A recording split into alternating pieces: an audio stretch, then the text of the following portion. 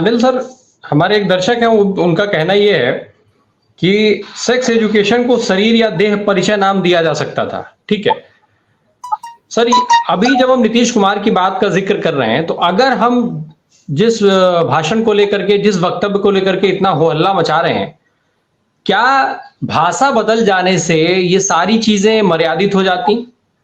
आज हम जब अगर हम इस पूरे भाषण को इंग्लिश में कन्वर्ट कर दें, अगर यही वक्तव्य आप हम या कोई भी जो है इंग्लिश में देने लग जाए, तो ये मर्यादित हो जाएगा। और वही ठेठ बिहारी में जब बात कही गई, तो क्या ठेठ बिहारी में कहे जाने से ये बात अमर्यादित हो गई थी, या वास्तव में ये बात अमर्यादित है? हालांकि ये माना जाना चाहिए, जैसा कि एसएसपी सिंह सर भी कह रहे थे इस बात को, कि ठीक है कि सदन में आपको इतने विस्तार पूर्वक ये सारी चीजें इस तरीके से नहीं कहना चाहिए था, और वो आप उसमें बहुत संभल करके बोल सकते थे, सामान्यतया जितना बोला जाता उतना बोल सकते थे, वो सब अपनी जगह पे है। लेकिन अगर बोल दिया गया, तो क्या ये अमर्यादित हो गया? क्योंकि ठेठ बिहारी में बोला गया, यही चीज इंग्लिश में बोली गई होती तो क्या ये अमर्यादित ना होती? दूसरी चीज, मैं एक चीज और समझ लूं, चूंकि माफी मांगने की बात भी हो गई है, तो अगर उन्होंने माफी मांग चुके हैं, वो अपनी आलोचना भी कर चुके हैं, तो इसके बाद अब वो और क्या कर दें? फिर आके ये हो हल्ला क्यों मचा हुआ है? ये देखिए, इसमें मामला ऐसा है कि देखिए, दो चीजें हैं। एक तो है क्या कि भाषा का संस्कार क्या होना चाहिए राजनीति में, इस पर बहस करनी चाहिए, जरूर है। जो कहा अभी प्रोफेसर साहब ने, उस पर भी उसकी एक मर्यादा है, इसमें कोई डाउट नहीं है। उस पर भी बहस होनी चाहिए कि किस तरह की भाषा का इस्तेमाल हो। इसके लिए एक बनना चाहिए, मतलब आपका माहौल बनना चाहिए। वो आप भाषा को आप किसी गाइडलाइन से नहीं कर सकते, उसको इसके बारे में बात नहीं कर सकते। तो ये जो है, ये वो अलग मुद्दा है। इसमें हुआ क्या है, देखिए, मुझको लग रहा है क्या कि वो जो कहना चाहते थे वो कहने में जरूर विफल हुए हैं, इसमें कोई डाउट नहीं है। विफल इसलिए हुए, तो विफल हुए अपनी बात रखने में, क्योंकि वो जो बर्थ कंट्रोल का जो इशू है, जो बताया अभी उन्होंने, इसमें समाज शास्त्रीय और सारे अध्ययन हैं, जिसमें कि बहुत विस्तार से इस बारे में बताया गया है कि एडुकेशन जो है, शिक्षा के का स्तर बेहतर होने से औरतों को ये डिसीजन लेने में सहूलियत होती है, और वो प्रभावित करते हैं इस डिसीजन को कि बच्चे की मतलब पैदा करना है, कितना करना है, कब करना है। ये जो रिप्रोडक्शन का जो मतलब प्रजनन का जो डिसीजन मेकिंग है, उसमें उनकी भागीदारी एंश्योर होती है। वो उसमें उनकी भागीदारी मतलब महत्व की हो जाती है। वही फाइनल डिसीजन लेती है ऐसा नहीं है, लेकिन वो उसको प्रभावित करने लगती है। ये एक बड़ा कदम है, ये वो बताना चाहते थे। और उनका कहने का अर्थ है कि हमारे यहाँ भी जो बर्थ कंट्रोल है, उसमें इसने कंट्रीब्यूट किया है। ये बात को सीधे सीधे वो बोल सकते थे। उनका प्रॉब्लम ये आया कि वो इसको साधारण लैंग्वेज में कहना चाहते थे, और उसके लिए वो मतलब वही उनके लिए दिक्कत मतलब पैदा कर रही है वो चीज कि वो जो एक कॉमन लैंग्वेज में, और थोड़ा सा ये बात निश्चित तौर पर है कि वो जो आम बोलचाल नहीं कहेंगे इसको, ये कहेंगे कि एक रोड साइड जो है, मतलब गप जिससे बातचीत करते हैं, वो लेवल आ गया। लेवल इसको मानना पड़ेगा कि ये थोड़ा पुअर, मतलब लोअर लेवल का था, इसमें कोई डाउट नहीं है। क्योंकि उनसे ये अपेक्षा नहीं की जाती है कि वो स्कूली लड़के की तरह किसी चीज को डिस्क्राइब करें। ये थोड़ा सा इमेच्योर हो गया या चूक हुई, ये मानना चाहिए। लेकिन सवाल उठता ये है कि ये चूक से जो बात वो कह रहे थे, उसका महत्व थोड़ा ही कम हो जाता है। और इसके लिए जो माफी मांगी है, मैं अपने मतलब इस को जिम्मेदारी से कह रहा हूं कि मैंने अपने पत्रकारीय जीवन में, मतलब जो भी 35-40 साल की मेरी पत्रकारिता का जीवन है, उसमें आज तक मैंने विधानसभा भी कवर किया है और संसद भी कवर किया है। आज तक मैंने किसी भी राजनेता को, मैं किसी भी शब्द का इस्तेमाल कर रहा हूं, मतलब ये नहीं कि कोई राजनेता, किसी भी राजनेता को इन शब्दों में माफी मांगते नहीं देखा है। उन्होंने बार बार, जिसको गिड़गिड़ाना कहते हैं अपने लैंग्वेज में, वो एक तरह से माफी मांग रहे थे। उन्होंने कहा कि मैं उन लोगों का अभिनंदन करता हूं जिन्होंने ये बात उठाई है और मेरी इस बात को ये किया है, आपका अभिनंदन करता हूं, मतलब जो बीजेपी के लोगों ने ये सवाल उठाया। और ये भी कहा कि मैं अपनी आलोचना करता हूं और मैं उसको मतलब उसको वापस लेता हूं। और मतलब कई मतलब जितने शब्दों में हो सकता था उन्होंने कहा मैं अपनी निंदा करता हूं, निंदा शब्द का इस्तेमाल किया। आप सोच लीजिए कि आज तक मैं इतने साल के जर्नलिज्म में, थोड़ा इतिहास भूगोल भी पढ़ा है मैंने, उसमें भी कहीं किसी को इन शब्दों में माफी मांगते नहीं देखा है। लेकिन उसके बाद बीजेपी और बीजेपी का यहां से वहां तक वो उसमें प्रधानमंत्री शामिल हो गए। जो प्रधानमंत्री जिनकी भाषा इतनी अमर्यादित है, जिस तरह के सोनिया गांधी को लेकर जिस तरह से टिप्पणियां करते रहे हैं, जिस तरह की टिप्पणियां राहुल गांधी को लेकर करते रहे हैं, और ये मतलब शहजादा क्या क्या जर्सी गाय कौन से शब्द उन्होंने छोड़े हैं। और उनका जो सेल है, आईटी सेल है, उसने जो भाषा की मर्यादा है और जो राजनीतिक विमर्श का दायरा है उसको किस तरह से कैसा बना दिया है, वो कोई भी आदमी देख सकता है। वो गाली गलौज पर मतलब आप सोचिए कि आपकी हिम्मत होती है। लोग, मैं आपको बताता हूं कि मैं कितने साल से, जब से ये सोशल मीडिया तब से उसमें शामिल हूं। मतलब कोई नहीं है कि आज मैं फेसबुक का मेंबर हो गया हूँ। फेसबुक जब आया उसी समय से हम लोग हैं, या ट्विटर में थोड़ा लेट से आया मैं, लेकिन सारे सोशल मीडिया पर पहले ही हूँ। इसके पहले के जो फॉर्म्स थे उसमें भी थे। लेकिन कभी भी ऐसा नहीं हुआ था कि ये स्थिति हो जाए कि आपको लिखने के पहले 10 बार सोचना पड़े। और अभी भी जो ये आपका यूट्यूब पर चलता है, इस पर कमेंट्स देख लीजिए, अरे गाली गलौज करता है। हम लोगों को तो इतना मतलब मैं तो देखता नहीं हूँ इसके लिए कि वो कमेंट्स में आपको बोलते हैं किस तरह से। तो ये आपने माहौल बना रखा, और किसने माहौल बनाया है? ये बीजेपी ने माहौल बनाया है। तो बीजेपी ने 2014 के बाद जिस तरह के राजनीतिक विमर्श का जो स्तर किया है, उसके संदर्भ में ये कुछ नहीं है। और जब उन्होंने माफी मांग ली तो आप क्या उनको फांसी लटकाएंगे? और कौन सा अपराध है इसमें? उन्होंने किसी महिला विशेष को अपमानित नहीं किया, न महिला के मतलब महिला कम्युनिटी के खिलाफ कुछ बोला है। एक संदर्भ को वो उन्होंने बहुत ही क्रूड, जिसको कहते हैं तो अभद्र भी कह सकते हैं, तरीके से पेश करने की कोशिश की, जिसमें उनकी कोशिश बल्कि महिला को ही एम्पावर करने, उनको उनकी ही तरफदारी करने की थी। उसमें वो फेल हुए, मतलब वो भाषा के हिसाब से। लेकिन इस तरह से टूट पड़ा है सब, पूरा मीडिया पूरा चलाने लगा, और उसका कोई अर्थ है? और जबकि जब उन्होंने माफी मांग ली तो क्या है, और कौन इस बात से इनकार करेगा? अब ये है कि कुछ मेरी कहीं एक दो जगह और भी डिबेट में मैंने हिस्सा लिया है। कुछ उन लोगों का कहना है, महिला जो मतलब ये है एक्टिविस्ट है, उनका कहना है कि ये उन्होंने मतलब उनके थे, निश्चित तौर पर ये मतलब एक्सेप्टेबल नहीं है, थोड़ा भद्दा है। भद्दा शब्द सही शब्द है, अभद्र भी कह सकते हैं आप लोग। लेकिन उन्होंने कुछ ऐसी कोशिश नहीं की है जिससे कि उनका कोई अपमान हो। ये उनका अपना, ये अपनी कमी उनकी थी, और जो जिसको उन्होंने स्वीकार किया।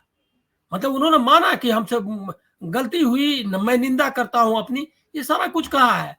तो ये पॉलिटिकल, आप देख लीजिए क्या है कि एक फेलियर जो लैंग्वेज का है, बेसिकली एक फेलियर इंटेंट का नहीं है, उनकी कोई इच्छा मतलब इच्छा की बात नहीं है। दूसरा एक चीज और सवाल लोगों ने उठाया है कि ये एक जो पितृसत्तात्मक जो मतलब मर्दवादी जो सोच है, उसकी वजह से जो जिस तरह से उन्होंने रखा है, ये परिलक्षित होता है। ये बात से मैं सहमत हूं कि अभी हम उस मर्दवादी सोच जिसको आप बोलते हैं, उससे समाज मुक्त नहीं हुआ है। इसमें इंडिविजुअल्स में मुक्त नहीं हुए हैं, जिसमें नीतीश कुमार शामिल है, ये मानना चाहिए। और इससे मुक्त होना चाहिए, ये बात जरूर है। लेकिन उनका इंटेंट जो है निश्चित तौर पर वो नहीं था जो जिसकी बात बीजेपी कर रही है और जिस आधार पर उनको घेर रही है। तो एक फेलियर, एक आप इसको कहते हैं सामाजिक रूप से या भाषाई रूप से एक जो विफलता है, उसको ले करके वो जो है एक राजनीतिक लाभ का कोशिश कर रही है, और राजनीतिक रूप से उनको मतलब नीचे गिराने की कोशिश कर रही है। इसकी भर्त्सना होनी चाहिए बीजेपी की इस मुहिम की।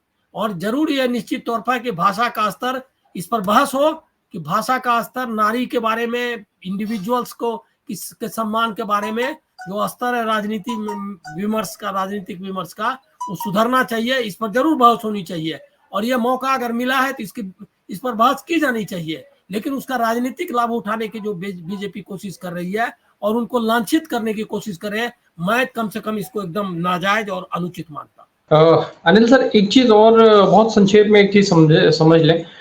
ये जो बात अभी अनुप्रिया ने कही थी कि जिस तरीके का आरक्षण की बात जो हुई, जाति जनगणना के बाद जो चीजें निकल करके आई और बिहार के सदन के अंदर 75% आरक्षण की बात जो पूरा विधेयक पास हुआ और उन सारी चीजें, तो ये इन सारी खबरों को केवल साइडलाइन कर दिया जाए, इसलिए नीतीश कुमार का ये बयान इतना ज्यादा विरोध करके और उसको प्रचारित किया गया, मुद्दा बनाया गया, ताकि ये मुद्दा लोगों से जुड़ा हुआ है, लोग इसमें ज्यादा विरोध में आएंगे और जो एक बड़ा काम हुआ जिसको एक तरीके से ना केवल बिहार या ना केवल जेडीयू या नीतीश कुमार बल्कि इंडिया गठबंधन के लिहाज से भी मास्टर स्ट्रोक माना जा रहा था। शायद यही वजह थी कि राहुल गांधी भी इतनी मुखरता से इस मामले में बोल रहे थे, लगातार वो जातीय जनगणना की बात कर रहे हैं। तो क्या ये सारा खेल फिर वही ध्यान भटकाने वाला हो गया, ध्यान भटकाने के लिए ये किया गया? ये आपने सही कहा, ये एक पॉलिटिकल फाइट है। देखिए इसमें ये जो पाखंड है बीजेपी का, इसमें मतलब इसको एक्सपोज करना ही चाहिए। पाखंड अभी तो अब बाकी आपने उदाहरण दे ही दिए कि किस तरह मणिपुर और ब्रजभूषण शरण सिंह सारे उदाहरण पड़े हुए हैं। और वो वहाँ का गुजरात का भी स्नूप गेट लोगों को याद है, वो पूरा सब लोग देख चुका है कि किस तरह जो है सो एक महिला का पीछा किया जा रहा था। उसको भी लोग जानते हैं, उसकी चर्चा लोग नहीं करते हो भले ही, लेकिन वो भी लोग जानते हैं। तो खैर छोड़ दीजिए उसको, स्नूप गेट की बात। लेकिन अभी जो महुआ मोइत्रा को जिस तरह से किया गया, उनको कहना पड़ा कि द्रौपदी द्रौपदी के बारे में जो ये है कविता है एक, उनको देना पड़ा, मतलब उसको ट्वीट करना पड़ा कि मतलब उनका चीर हरण किया जा रहा था, एक महिला का सम्मान का किस तरह से हरण किया जा रहा था, और वो एथिक्स कमेटी कर रही थी। ये एक महिला ने आरोप लगाया, उस पर किसने बहस चलाई? मीडिया ने या बीजेपी वाले कहाँ चले गए थे? वो एक महिला, बकायदा एक महिला ने आरोप लगाया कि एथिक्स कमेटी के जो जिस तरह से सवाल उनके बारे में पूछा, वो अभद्र ही नहीं था, उनके निजी ये में मतलब जीवन में हस्तक्षेप था, असम्मानजनक था। लेकिन उस पर क्या किया मीडिया ने? तो मीडिया, देखिए ये बात सच्चाई है कि जो जाति जनगणना हुई और जो उसके आंकड़े आए हैं और उसके बाद जो 75% आरक्षण की सिफारिश हुई है, वो एक बहुत बड़ा पॉलिटिकल स्टेप है, रिवोल्यूशनरी है कई सेंस में, और उसके बहुत इम्प्लीकेशंस होने हैं। वो बहुत समाज में अभी बहुत सारा चलेगा। तो अभी वो जो है उसको डिरेल करने की ये कोशिश है बीजेपी की, एक पॉलिटिकल कोशिश है। इसमें कुछ नहीं, एक भी न किसी महिला का, न महिला समुदाय का उन्होंने कोई अपमान किया अपने ये में। ये निश्चित तौर पर मैं मानता हूं कि इसको वो बेहतर ढंग से कह सकते थे। दूसरा ये है कि वो एक सीजन्ड पॉलिटिशियन है, उनको ये मतलब जिस भाषा आप जिसकी आप बात कर रहे हैं भोजपुरी की, उसकी जरूरत नहीं है। क्योंकि आप जब राजनेता होते हैं तो आपको एग्जाम्पल सेट करना पड़ता है। आपको आम मतलब भोजपुरी के फिल्मों की तरह नहीं बात कर सकते ना, ये छूट नहीं है, ये मतलब छूट नहीं मिलनी चाहिए, ये बात मानना पड़ेगा। तो इसलिए भाषा के बारे में एक मर्यादा उनको जरूर रखना चाहिए, ये मेरी राय है। अभद्र है वो, क्योंकि उसकी कोई जरूरत नहीं है। और यही बात सेक्स एजुकेशन का सवाल है, तो वो भी जब आप बायोलॉजी पढ़ाते हैं और आप जब ऐसे मंच पर, सार्वजनिक मंच पर बात करते हैं, ये दोनों में फर्क है। ये उसको इस तरह से सरलीकृत नहीं करना चाहिए, क्योंकि आपको एक डिग्निटी को मेंटेन करना है, अपनी डिग्निटी को भी मेंटेन करना है, सदन की डिग्निटी को मेंटेन करना है, ये सब कुछ है। लेकिन ये मतलब जो जिस तरह से बीजेपी वाले कर रहे हैं, वो एक पाखंड है और राजनीतिक मुहिम है, डिरेल करने की कोशिश है। जो मतलब विधानसभा ने जाति जनगणना जो बड़ा काम किया मतलब राजनीतिक रूप से, उसको डिरेल करने की कोशिश है। दूसरा है कि उन चीजों से उनको जो हक है, उनको मतलब जो जिसका क्रेडिट पाने का नीतीश कुमार के जिसकी चर्चा की अनुप्रिया जी ने, कि क्या क्या किया है, साइकिल देने वाली बात, रिजर्वेशन नौकरी में, पंचायतों में रिजर्वेशन, ये कौन से स्टेट में हुआ है? और बिहार जैसे फ्यूडल जिसका बैकग्राउंड है स्टेट का, वहाँ ये सब क्रांतिकारी हैं। ये इस दृश्य को कोई भूल नहीं, मतलब ध्यान में रखना चाहिए कि बिहार में लड़कियां स्कूल जब जाती हैं झुंड बनाकर साइकिल पर, ये क्रांतिकारी दृश्य है।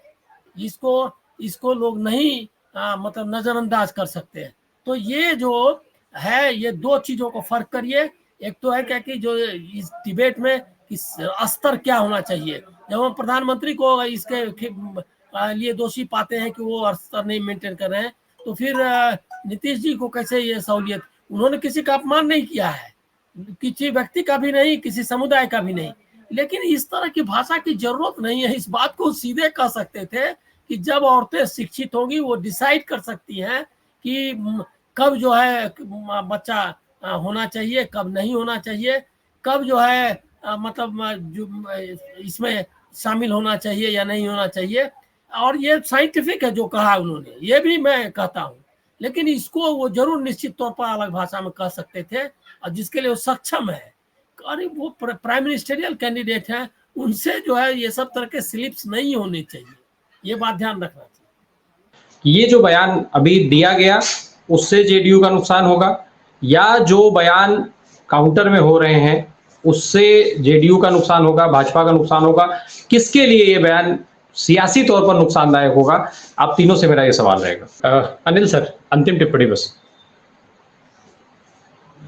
देखिए, सियासी नुकसान के बारे में तो नुकसान हो गया है, उनको डैमेज कंट्रोल करना है, नुकसान हुआ है, लेकिन मुझको नहीं लगता कि बीजेपी जिस तरह से डिरेल करना चाहती है ये जाति जनगणना और इसकी पॉलिटिक्स को, वो डिरेल कर पाएगी, क्योंकि वो उसके लॉन्ग टर्म इफेक्ट्स बहुत है। तो उसमें हमको नहीं लगता क्या कि उसका बहुत बेनिफिट उसको अभी मिलने वाला है। दूसरा, 2024 का चुनाव भी दूर है, विधानसभा के चुनाव भी दूर है, लेकिन अभी एक शॉर्ट टर्म में थोड़ा सा मतलब एक सेटबैक है, क्योंकि जो कि देखिए इतनी बड़ी घटना हुई, जाति जनगणना का इतना बड़ा राजनीतिक कदम है, उसके बेनिफिट का उसको प्रोपगेट करने का, उसके बारे में चर्चा का, उस पर बहस करने का वक्त था। ये वक्त डिरेल मतलब इसको डिरेल करने का मौका मिल गया बीजेपी को, ये आपके लिए एक नुकसानदेह है। लेकिन सियासी कोई जो वोट के टर्म में या इसके टर्म में कोई बहुत बड़ा नुकसान होगा, ऐसा मुझको नहीं